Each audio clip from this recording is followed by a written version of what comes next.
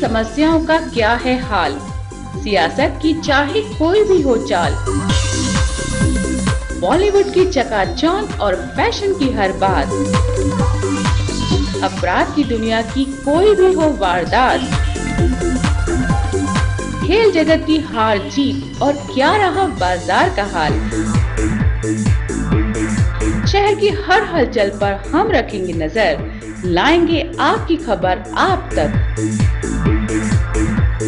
चक्र न्यूज। नमस्कार, चक्र न्यूज में आपका स्वागत है। सबसे पहले नजर डालते हैं आज की प्रमुख सुर्खियों पर।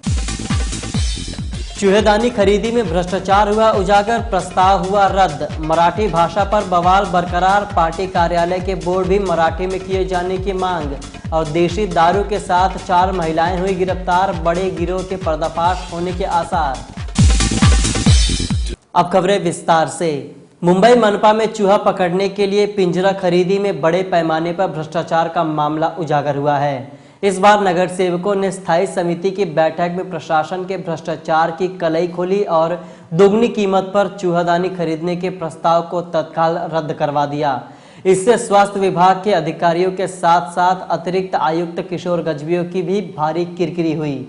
मनपा की स्थायी समिति में बुधवार को चूहा पकड़ने के लिए चूहेदानी खरीदी में भी भ्रष्टाचार किए जाने का मामला उजागर हुआ। आखिरकार स्थायी समिति ने चूहे खरीदने जाने के पूरे प्रस्ताव को ही रद्द कर दिया। मनपा प्रशासन ने चूहे पकड़ने के लिए 10,000 चूहेदानी खरीदने का मन बनाया था। एक चूहेदानी खरीदने के लिए 650 रुपए खर्च किए जाने का अनुमान था। यह जानकारी स्थायी समिति सदस्यों ने दी। बहुत बड़ा भ्रष्टाचार हो रहा है। हर प्रशासन का वरिष्ठ अधिकारी अपने डिपार्टमेंट में ये चाहता है कि जितना हो सके लूटपाट कर लो यहाँ बैठ के। वो पिंजरा जो मार्केट में 250 रुपए का है, ये लोग 650 यानी 652 रुपीस का ले रहे हैं। और घूस पकड़ने का 900 यानी करोड़ों का 10,000 पिंजरे ये लोग लेंगे। करोड़ों का मैंने कहा रिकॉर्ड करो, इसको मांगता ही नहीं हमको।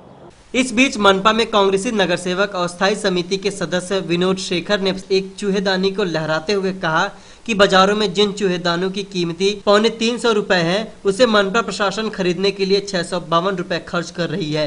एक पिंजरा को 652 रुपये में खरीदने का प्रस्ताव था। मैंने आज साबित किया कि ये भाव बहुत ही ज़्यादा है, सिर्फ ज़्यादा नहीं बहुत ही ज़्यादा है। मार्केट में जाकर के मैंने एक पिंजरा खरीदी किया जो मुझे 280 रुपये में मिला। एक साधारण व्यक्ति अगर मार्केट में जाकर के 280 रुपये में खरीदी कर सकता है तो मुझे नहीं लगता ये जो प्रस्ताव है ये सही है।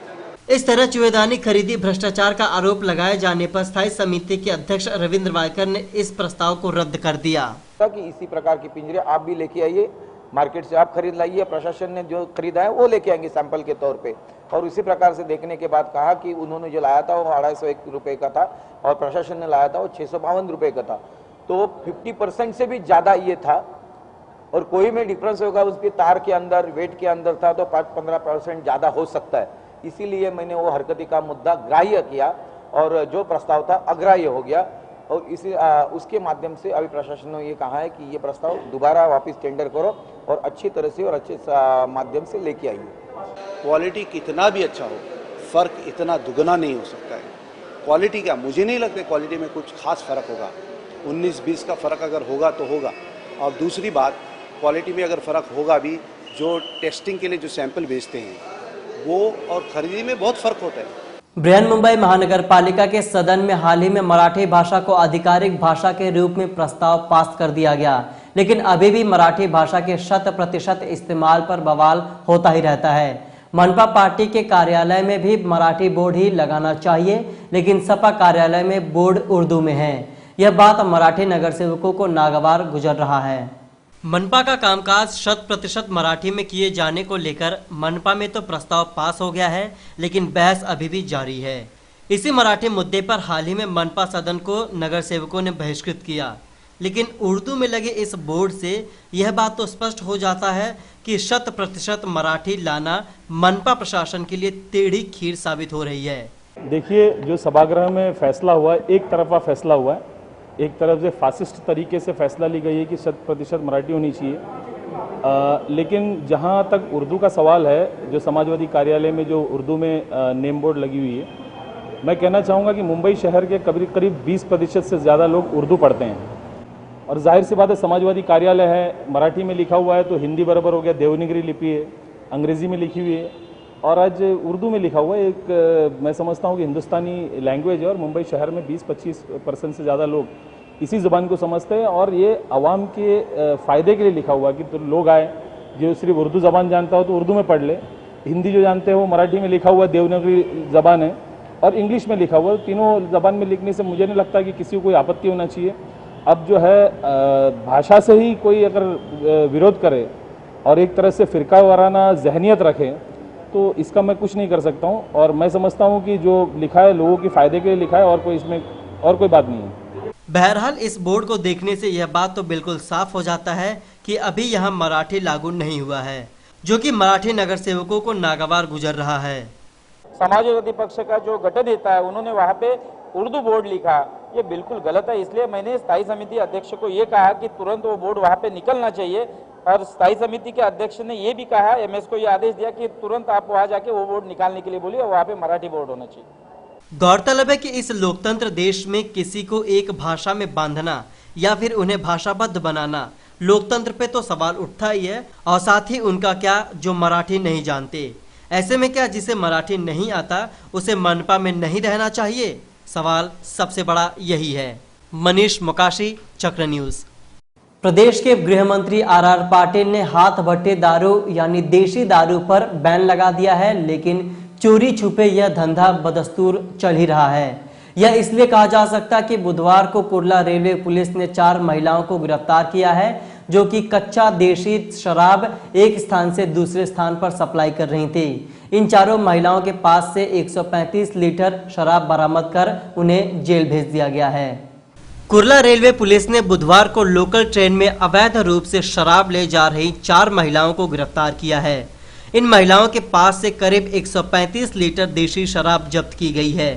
पुलिस सूत्रों के मुताबिक जया कुलजेकर, गांधी देवेंद्र, रानी देवेंद्र व मीना देवेंद्र को मुंबई सीएसटी जा रही लोकल ट्रेन में रात को करीब 9 बजे घाटकोपर से कुर्ला के बीच गिरफ्तार किया गया। ये महिलाएं भिवंडी से शराब लाती थीं और वर्ली में अवैध रूप से इन्हें बेचती थीं। हमारा जो डिटेक्शन स्टाफ था वो पेट्रोलिंग में था, तो उनको 4 औरत अपने प्लास्टिक के बैग में वो गावटी बनाई हुई शराब लेके जा रही थी। उनको शक आने के बाद उनको पकड़ने के बाद उनको उनके ऊपर केस किया है। आज वो कोर्ट में पेश किया जाएगी। कितनी गावटी दारू बरामद की गई है? वो 130 लीटर गावटी दारू बरामद हुई है। नहीं, ऐसा तो अभी ये पूरे साल में अभी पहली बार ये मिले हैं, तो और भी उनका कुछ ऐसा रैकेट है पासिंग का क्या ये है, वो अभी उसका तहकीकात चालू है। महिलाओं से पूछताछ जारी है, जिसमें देशी शराब की अवैध बिक्री करने वाले एक बड़े गिरोह के पर्दाफाश होने की संभावना है। प्रकाश मिस्त्री, चक्र न्यूज। आगे और भी बाकी है, देखेंगे कैमलिन आर्ट फाउंडेशन का यूरो आर्ट टूर, लेकिन एक ब्रेक के बाद।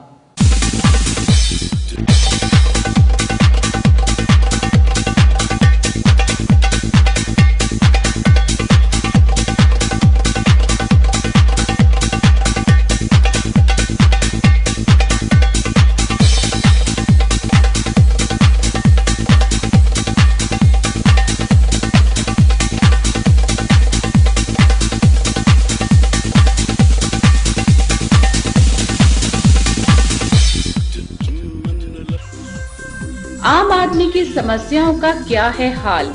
सियासत की चाहे कोई भी हो चाल, बॉलीवुड की चकाचौंध और फैशन की हर बात, अपराध की दुनिया की कोई भी हो वारदात, खेल जगत की हार जीत और क्या रहा बाजार का हाल, शहर की हर हलचल पर हम रखेंगे नजर, लाएंगे आपकी खबर आप तक। चक्र न्यूज।